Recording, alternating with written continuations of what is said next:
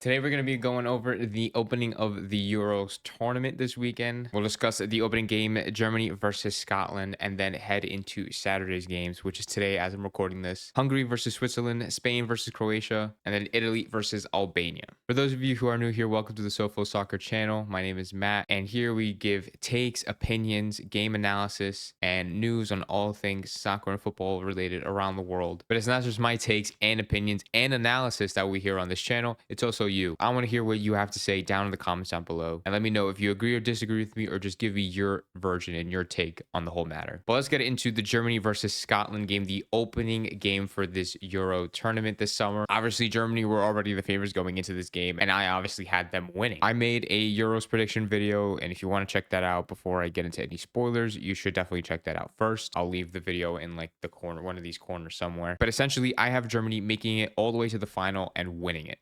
As the host nation, as I think the strongest, if not one of the strongest sides in this tournament, they're going to go all the way to the final, in my opinion. But yeah, these were the lineups for the teams that honestly, it's an insane lineup. I mean, for Germany, we have Neuer in goal with Kimmich, Rudiger, Tah, Mittelstadt, Cruz, Andre, Wirtz, Gundogan, Musiala, Havertz. And even on the bench, they have Sané, Füllkrug, Müller, Can, Gross.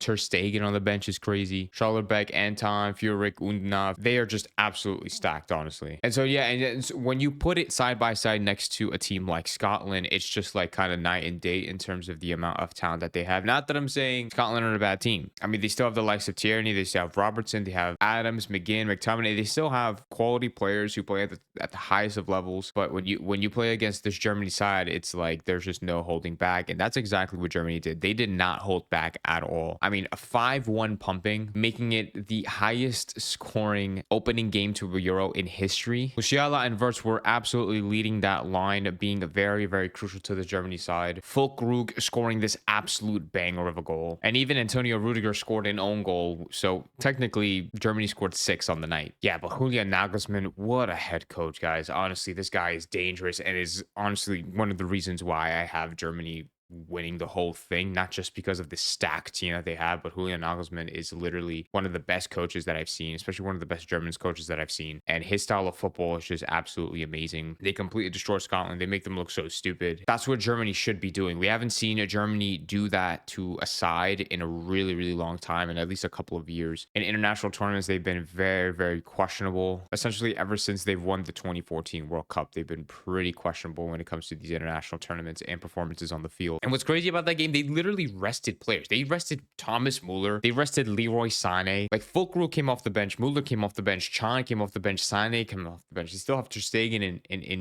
on the bench. They still have Schallerbeck on the bench. They have so much depth, and the quality of depth that they have is unbelievable. And it's really, really going to be difficult to see them getting knocked out by anybody with the amount of quality that they have. But yeah, congratulations to Germany. An absolute masterclass of a win, an absolute masterclass of a performance. So let's head on to Saturday's games. So this is Hungary versus Switzerland. Switzerland being the favorites going into this game. I was predicting a Switzerland win. I also had Switzerland finishing second in the group behind Germany. But in my opinion, this is a very solid Switzerland side with duo up top, obviously with the captain, Granit Xhaka, Akanji, Rodriguez, and Schär as like the back 3 defenders, some are in goal. And I thought they were definitely the better team in the first half. Obviously with the likes of both Dua and Mikel Abitschur. I think that's how you say his name. I have no idea. And then Varga, who from what I've seen at club level, he's been like the best player at his club, scoring like 20 goals this season. And in the second half, it definitely looked like they were a bit better, Hungary. Better in terms of, I think they held possession a little bit more. They were making a couple more passes. And I don't think they had as many opportunities in front of net. I still think that Switzerland were still trying to score as much as they possibly can because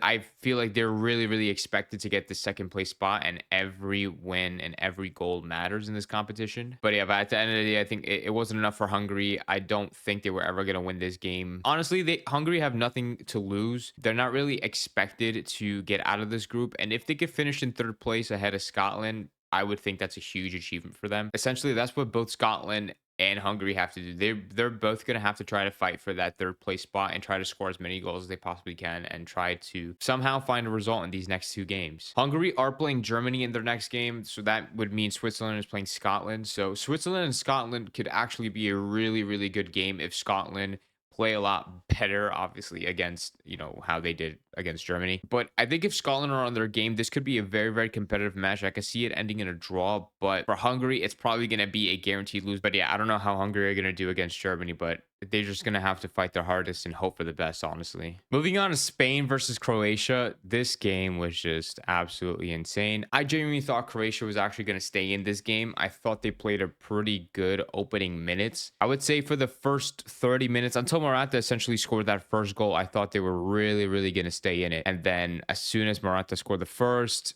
what was it, 3 minutes, 4 minutes later, they got the second, and then the momentum was just really heavily on Spain. They ended up getting the third right before the half, and so it was just really demotivating going into that halftime for Croatia. And they really tried their hardest. They got a couple of attacks in front of net. They ended up winning a penalty in the final minutes of the game, but Kremeric, I think it was Kremeric who ended up missing it, which was very, very unfortunate. And then off the rebound, the goal didn't even count because the Croatian players stepped into the penalty area before the ball was even played. So it was just really unfortunate circumstances for Croatia. It was really, really unlucky, really, really unfortunate for them. I mean, ever since that 2018 run in the World Cup when they beat Brazil, they made it all the way to the final against France. They did lose a lot of good players. They still have a lot of their best players in this generation. I mean, obviously we have a retiring Modric in the team.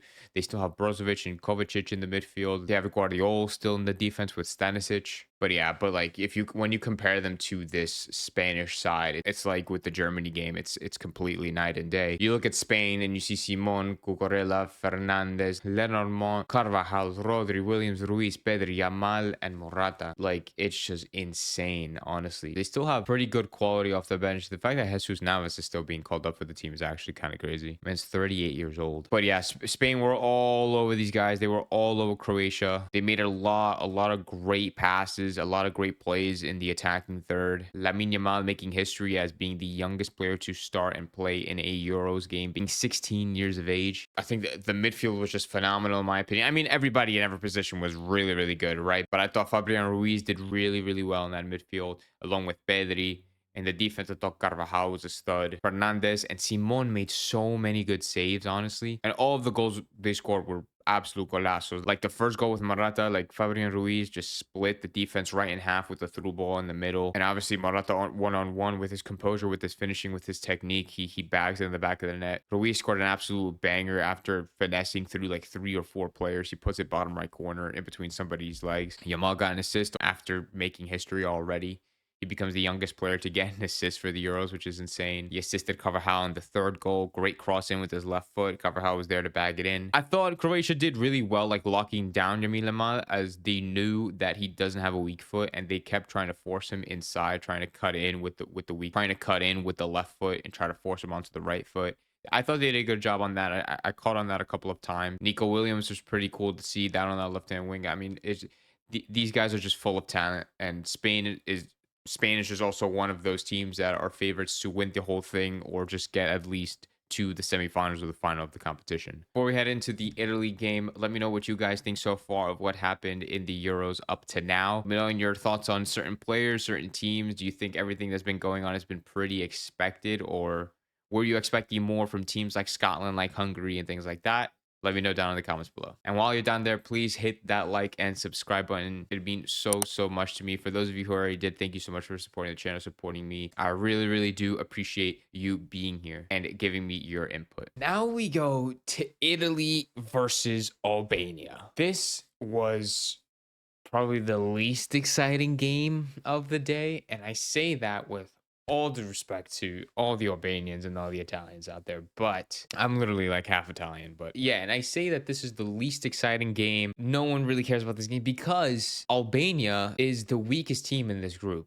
By far. Italy, of course, are a very strong side. Honestly, if you were to ask for my personal opinion, I personally don't highly rate Italy. I still assume that they're going to get second place in the group, but I know they have good players like Chiesa, they have Barella, they have Pellegrini, Calafiori, and Bastoni. They have like a really good side on paper. And when it comes to this game, if you take a look at the first half alone, it was a very, very entertaining game in my opinion. If we just take a look at the first half stats, like 70% possession went to Italy. Italy were all over Albania, but as they should, right? They're the favorites going into this game. They're the better team. They need to be winning. There is a lot of expectations on Italy's shoulders when it comes to this game and getting out of this group. But somehow, some way, Albania and their number 10, Nedim Behrami, I really hope I said that right, scores a 23-second goal in the first half, the fastest in Euros history, and gives Albania a very, very unpredicted lead. Now, obviously, that lead didn't last too long, right? Bastoni scored in the 11th, and then Barella scored an absolute banger in the 16th minute, like a half volley,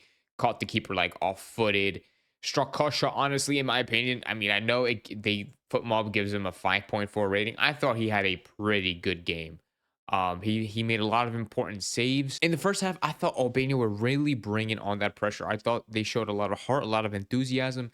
The stadium was very, very lively. They were playing in the Borussia Dortmund stadium, and it was full of Albanians. And watching that opening 45 minutes was just a real joy, especially as a neutral. And then like the second half was a completely different game. For the entirety of the 45 minutes, Italy just wanted to control the game essentially, which makes a lot of sense, but it just seemed like they were very, very scared. I mean, this Albanian team were really gonna, I mean, it seemed that they thought that this Albanian team were really going to equalize, if not win the whole thing. And I really, really thought that was gonna happen. I thought they were gonna at least equalize. And Albania almost did. In the dying minutes of the game, there was an opportunity where the ball was like launched into the box. It lands on an Albanian player and it just barely hits the side of Donnarumma, and it doesn't even get called for a corner kick. Like that's how subtle the touch was. And if it didn't touch Donnarumma on his side right here, it was 100% a goal, and that would have been the equalizer. I would have been screaming. I would have been running up and down my living room in my house because, as you guys know, I always root for the underdog in any situation where Argentina is not playing. Essentially, like I honestly don't care who wins, if it's Italy or if it's Albania, but like you kind of hope Albania gets a result at least because it's like that's Albania. Like that's Albania against Italy of all teams. But yeah, going back to the second half, overall, I thought it was just a lot more boring. I mean, Albania just didn't have the ball at all. They couldn't string passes together. And I mean, Italy also really didn't do much like on the attack. I feel like Albania did pretty well defensively actually compared to the first half. Like the first half, Italy were just letting shots rip and just Albania was just kind of taking it in, right? But in the second half, there weren't that many shots at all. Albania was barely up in their attacking third. A lot of fouls committed for both sides. So yeah, no, very, very boring second half. But yeah, Albania could have shocked the world, and I'm really, really disappointed that that didn't happen. But I'm still very proud of Albania in a way for performed the way they did, at least for the first 45 minutes, and almost getting a result against Italy. This should give them some confidence, maybe going into Spain and Croatia, because they are literally, like I said, the worst team in the group. They're expected to finish bottom. They have nothing to lose. Albania have nothing to lose in this competition. It's like the same situation with Hungary and like Scotland and all those other nations. They just need to do whatever they can. Like I feel like these teams should just go straight attacking and not play any defense. Like just try to outscore your opponent as much as you can. I feel like if Albania would have launched the ball a couple of times up the field, that they probably would have gotten one or two more shots on target, and they probably could have ended up in goals, but they didn't. And the one time they did, it was almost a goal. But anyways, what ended up being the most unattractive game of today ended up being the most exciting game. And so it sucks, but Italy got the 2-1 win. Everything is looking pretty good in terms of my predictions so far. Obviously, there's still a long way to go, but so far, we're making good progress. Tomorrow, Poland play the Netherlands, Slovenia play Denmark, Serbia play England. Those are going to be pretty good games. So essentially, I'm just going to be going through the entire tournament just like how I did today. All the games that are being played in one day will be one video, and I'll be doing that for both the Euro and for the Copa America. So if that's something that you're interested in or just want to hear about, then make sure you turn your notification bell on so you don't miss a video when it does go out. But thank you so much for watching this recap for day 1 and 2 of the Euros. I'll see you guys tomorrow, Sunday, for day 3. And yeah, we'll see how England do tomorrow because that's going to be the most watched game. So we'll see if they don't become like bottle jobs like how they normally are.